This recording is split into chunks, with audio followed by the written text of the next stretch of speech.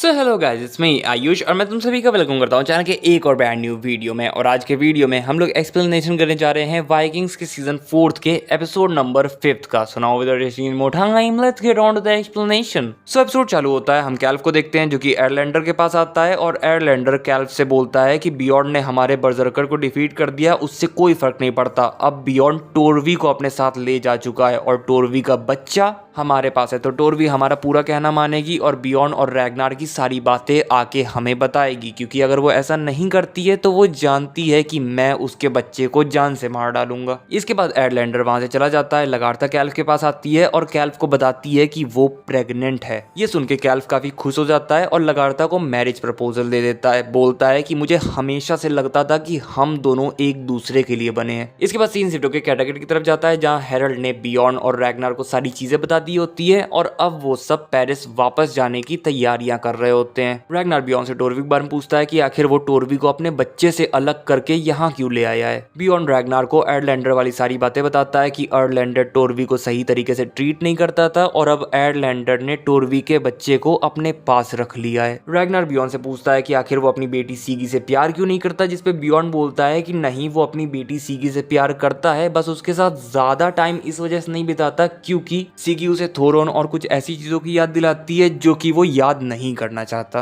इसके बाद beyond Harold के पास जाके पूछता है कि हेरोल्ड के पास कितनी शिप्स और कितने सिपाही हैं, जिसका हेरोल्ड जवाब देता है कि उसका किंगडम छोटा है मगर फिर भी उसके पास 20 शिप्स और 600 वाइकिंग वॉरियर्स हैं, जिन्हें हेरोल्ड का भाई हेल्फडेन कुछ ही समय में लेके आता होगा। बियॉन्ड हेरोल्ड से बोलता है कि हेरोल्ड के पास एम्बिशंस हैं और हेरोल्ड जवाब देता है कि हाँ, हर इंसान अपनी जिंदगी में फेम ही तो चाहता है, यानी कि नाम ही तो कमाना चाहता है, जिसपे बियॉन्ड बोलता है कि फेम तुम्हारे स्मॉल किंगडम को, छोटे किंगडम को बड़ा नहीं कर देगी। इसके बाद सीन शिफ्ट होकर वेसेक्स की तरफ जाता है, जहां किंग एग्बर्ट और किंग एला मर्सिया को जीतने के लिए, मर्सिया के थ्रोन पे क्वीन क्विंथ्रिथ को बैठालने के लिए किसी और रास्ते को ढूंढ रहे होते हैं, मगर क्वीन क्विंथ्रिथ उन्हें समझाती है कि एक पूरा अटैक करने के अलावा हमारे पास और कोई भी ऑप्शन नहीं है मर्सिया को वापस जीतने का। इसके बाद सीन शिफ्ट होकर रात की तरफ जाता है, जहां एथेलवुल्फ जूडिथ को अपने बेड पे बुला रहा होता है, मगर जूडिथ मना कर देती है और बोलती है कि उसका मन नहीं है। जिसके बाद एथेलवुल्फ जूडिथ से बोलता है कि हाँ, जाओ जाके अपने ससुर के साथ सो जाओ, और जूडिथ बोलती है कि हाँ, तुम भी जाओ जाके अपनी क्विंथ्रिथ के साथ सो जाओ, हम दोनों ही फ्री हैं, हम दोनों का ही जो मन चाहे हम वो कर सकते हैं, हम दोनों एक दूसरे के हस्बैंड और वाइफ सिर्फ नाम के लिए हैं। जिसके बाद एथेलवुल्फ सैड होके वहां से चला जाता है। फिर जूडिथ किंग एग्बर्ट के पास आती है, उन्हें सारी बातें बताती है और किंग एग्बर्ट अपनी मरी हुई वाइफ यानी कि एथेलवुल्फ की मदर की रिंग जूडिथ को दे देते हैं और बोलते हैं कि उसके मरने के बाद से उन्होंने कभी ना शादी करने की कसम खाई थी, मगर वो चाहते हैं कि ये रिंग जूडिथ पहने। इसके बाद सीन सिटो के रोलो के ऊपर जाता है, जो कि प्रिंसेस गिस्ला से बोलता है कि वो इंतजार नहीं कर सकता अपनी जमीन जायदाद लेके उसके ऊपर रूल करने के लिए, मगर प्रिंसेस गिस्ला बोलती है कि नहीं, तुम्हें अभी यहाँ पे पेरिस के डिफेंस के लिए काफी ज्यादा काम करना है। रोलो बोलता है काउंट ओडो है तो इसके लिए, और प्रिंसेस गिस्ला बोलती है कि हाँ, काउंट ओडो है तो इसके लिए, मगर मैं उसके ऊपर ट्रस्ट नहीं करती हूँ, ना ही मैं उसे पसंद करती हूँ, और ये भी चांसेस है कि वो लड़ाई में मर जाए, और जब वो मर जाएंगे तब पेरिस के राजा तुम्हारे ऊपर और ज्यादा डिपेंडेंट हो जाएंगे।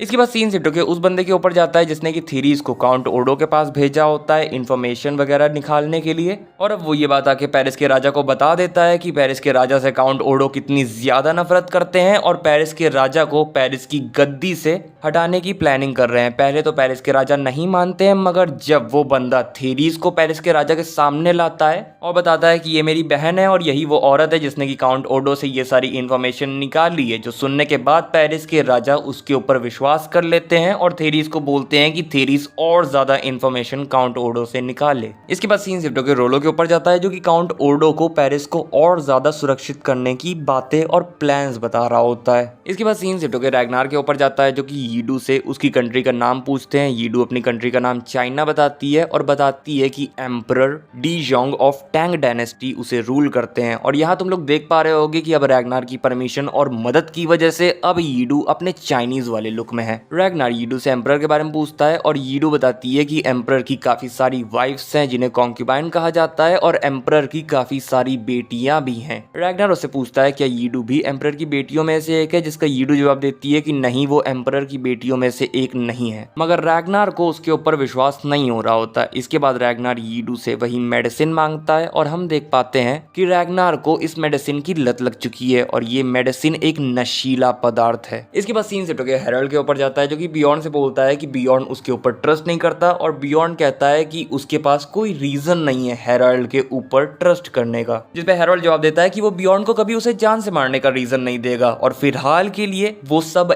एलाइज हैं। फिलहाल के लिए वो सब एक दूसरे के साथी हैं और उन सबको मिल के पेरिस के ऊपर अटैक करना है, क्रिश्चियंस के ऊपर अटैक करना है। इसके बाद सीन शिफ्ट होकर वेसेक्स की तरफ जाता है जहां किंग एला अपने किंगडम नॉर्थ एम्ब्रिया वापस अपनी आर्मी इकट्ठा करने जा रहे होते हैं क्योंकि अब और कोई रास्ता नहीं बचा है मर्सिया को वापस जीतने का और मर्सिया के थ्रोन पे क्वीन कुंद्रित को बैठालने का। और जाने से पहले किंग एला अपनी बेटी जूडिथ को वार्निंग देते हैं कि अभी भी टाइम है, सुधर जाओ, जिसपे जूडिथ बोलती है कि वो किसी की नौकर नहीं है, उसका जो मन चाहेगा वो करेगी। इसके बाद किंग एला वहां चले जाते हैं एंड फिर क्वीन कुंद्रित किंग एग्बर्ट के पास आके पूछती हैं और बोलती हैं कि अभी भी उन्हें विश्वास नहीं हो रहा है कि किंग एग्बर्ट इतना सब कुछ कर रहे हैं मर्सिया के थ्रोन पे वापस से क्वीन कुंद्रित को बैठालने के लिए, वो कुछ ना कुछ तो हासिल करना चाह रहे होंगे ये सब करके। जिसपे किंग एग्बर्ट जवाब देते हैं कि अरे अरे चिंता मत करो, इतना ज्यादा मत सोचो, मैं कुछ भी प्लान नहीं कर रहा हूँ। इसके बाद किंग एग्बर्ट जीसस क्राइस्ट के पास जाके जीसस क्राइस्ट के सामने अपने पापों की माफी मांगते हैं कि उन्होंने अपनी जिंदगी में काफी सारे पाप किए हैं और वो आगे जाके भी बहुत सारे पाप करने वाले हैं, मगर वो ये सब बस अपने किंगडम के लिए कर रहे हैं, वो बस अपने किंगडम का भला चाहते हैं। इसके बाद सीन शिफ्ट होकर कैडागेट की तरफ जाता है जहां पर हेरल्ड का भाई हेल्फडन अपनी जहाजें और वाइकिंग वॉरियर्स लेके आ गया होता है। अपने भाई को आता देख हेरल्ड काफी खुश हो जाता है। फिर हेरल्ड अपने भाई हेल्फडन को ले जाके रैग्नार से मिलवाता है। हेल्फडन रैग्नार से बोलता है कि वो पेरिस जाने के लिए बहुत ही ज्यादा एक्साइटेड है, मगर रैग्नार उसे ज्यादा भाव नहीं दे रहा होता। इसके बाद सीन शिफ्ट होकर रात की तरफ जाता है जहां कैटागेट में सभी लोग मजे कर रहे होते हैं, सेलिब्रेट कर रहे होते हैं, मगर रैग्नार यीडू के साथ होता है। यीडू बोलती है वो तुम्हें ढूंढ रहे होंगे और रैग्नार कहता है नहीं, मुझे ऐसा नहीं लगता। इसके बाद रैग्नार यीडू को बताता है कि जब वो जवान था तब उसके अंदर लड़ाई करने का, जीतने का पैशन था, मगर अब जब वो बूढ़ा हो रहा है तब उसके अंदर से ये सारी चीजें जाती जा रही हैं, उसके अंदर से ये सारी डिजायर्स जैसे मिटते जा रहे हैं। रैग्नार फिर यीडू को मर्सिया के खेतों के बारे में बताता है कि कैसे उसने एक बार मर्सिया के राजा के ऊपर ट्रस्ट करके वहां पे अपने लोगों को खेती बाड़ी करने के लिए छोड़ा था, मगर जैसे ही रैग्नार वहां से वापस कैडागेट आ गया था वैसे ही मर्सिया के लोगों ने उन वाइकिंग्स को जान से मार डाला था, जिसका रिग्रेट अभी भी रैग्नार को बहुत ही ज्यादा है। और इसके बाद यीडू कन्फेस कर लेती है कि उसके फादर एम्परर ही हैं। इसके बाद सीन शिफ्ट के पार्टी की तरफ जाता है जहां फ्लॉकी आ जाता है और फ्लॉकी के आने के बाद वहां पे काफी ऑकवर्ड साइलेंस टाइप का माहौल बन जाता है। हेरल्ड और हेल्फडन फ्लॉकी को अपने पास बुलाते हैं, उससे फ्रेंडशिप करते हैं और पूछते हैं कि आखिर रैग्नार ने तुम्हारे साथ दोस्ती क्यों तोड़ दी, जिसपे फ्लॉकी बताता है कि क्योंकि मैंने उसके क्रिश्चियन पेट एथेल्स्टन को जान से मार दिया था। और इसके बाद इन सब के बीच में अच्छी फ्रेंडशिप हो जाती है। इसके बाद सीन शिफ्ट होकर यीडू और रैग्नार के ऊपर जाता है जहां रैग्नार यीडू को नहला रहा होता है और बेसिकली उसके साथ सेक्स करने की तैयारी कर रहा होता है। इसके बाद सीन शिफ्ट होकर नेक्स्ट डे की तरफ जाता है जहां फ्लॉकी आइवर को टीच कर रहा होता है। बाहर अदर बच्चे खेल रहे होते हैं तो फ्लॉकी फिर उसे बाहर अदर बच्चों के साथ खिलवाने ले जाता है, पर अदर बच्चे उसे बॉल नहीं दे रहे होते और जब एक लड़की उसे बॉल देती भी है तब दूसरा बच्चा आइवर से बॉल छीन लेता है। फ्लॉकी वापस से आइवर को बॉल दे देता है, वो बच्चा वापस से आइवर से बॉल छीनने लगता है और इस बार आइवर अपने पास पड़ी एक कुल्हाड़ी से उस बच्चे को जान से मार डालता है और खुद चिल्लाने लगता है, जिसके बाद एशलॉग आके उसे समझाती है कि नहीं नहीं तुम्हारी गलती नहीं है, तुम्हारी गलती नहीं है। इसके बाद सीन शिफ्ट होकर बियॉन्ड के ऊपर जाता है जो कि बर्जरकर से ली हुई एक रिंग को देख रहा होता है। ये रिंग एयरलैंडर ने बर्जरकर को दी थी ताकि बर्जरकर बियॉन्ड को मार दे, मगर जब बियॉन्ड ने बर्जरकर को मार दिया तब बियॉन्ड ने बर्जरकर से इस रिंग को भी ले लिया। टोरवी बियॉन्ड के पास आती है, उससे पूछती है ये रिंग तुम्हें कहां से मिली और बियॉन्ड बताता है कि ये रिंग उसने किसी से ली है, जिसके बाद टोरवी बोलती है कि ये रिंग एयरलैंडर की है और ये सुन के बियॉन्ड समझ जाता है कि बर्जरकर को एयरलैंडर ने भेजा था। इसके बाद सीन शिफ्ट होकर हिडबे की तरफ जाता है जहां कैल्फ और लगार्था की मैरिज की तैयारियां चल रही होती है।